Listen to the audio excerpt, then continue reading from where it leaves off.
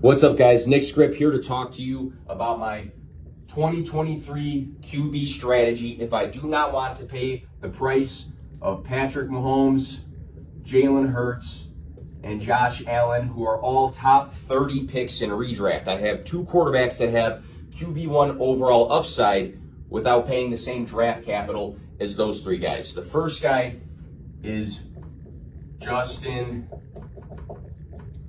Fields, the number one rushing quarterback from 2022. He was the QB6 overall in the season, averaged 20.5 fantasy points per game, but weeks 6 through 18, he averaged 24.8 fantasy points per game when Chicago really geared their playbook around Justin Fields. He had 5 top 5 finishes last season. And you ask yourself, hey, is the upside really there with how little Chicago threw last season? But here's a couple reasons why. They had 8 one-score games. They had the first overall draft pick in 2023. So that just shows you where they were at. The wide receiver room was very weak. There was a time that Chase Claypool and Darnell Mooney were both out of action. Justin Fields was throwing to Dante Pettis and St. Brown and not the good one. The offensive line was also terrible last season. This offseason, they addressed a few of these things, so I don't think that they're going to be as bad as last season.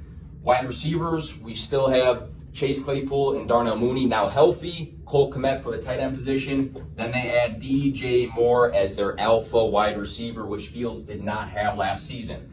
They also addressed this O-line. Mike Clay ranked them number 13 in May, which is a huge improvement versus what they had last season. The second quarterback on my list here with QB1 overall upside is Lamar Jackson. Last season, he lit the fantasy world on fire across the first 3 weeks. In 2 out of 3 of those first games, he had 40-plus fantasy points, just showing you what he does for the fantasy world. He's had 4 straight seasons of 20-plus fantasy points. We know back in 2019, he was that quarterback 1 overall, so he has that on his resume. We can lock him in pretty much every season, even if he misses time, for 700-plus rushing yards.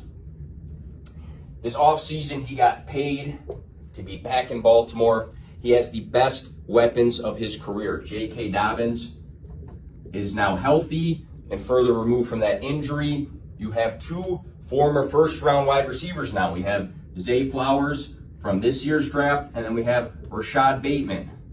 We have Odell Beckham Jr., who brings that veteran presence to the wide receiver room. And then, of course, Mark Andrews, who is one of the league's best tight ends. These 2 guys were the number 1 and number 2 quarterbacks this past season in the percentage of games played with 50-plus rushing yards. So we know that they have that in the bag. They're being drafted outside the top 35 for the quarterback position. So you don't have to invest what you do in these guys. But in my opinion, these are 2 quarterbacks with the rushing upside, with an improved situation that can deliver QB1 overall upside in 2023. So these are 2 guys I will be targeting in my drafts if I play to win.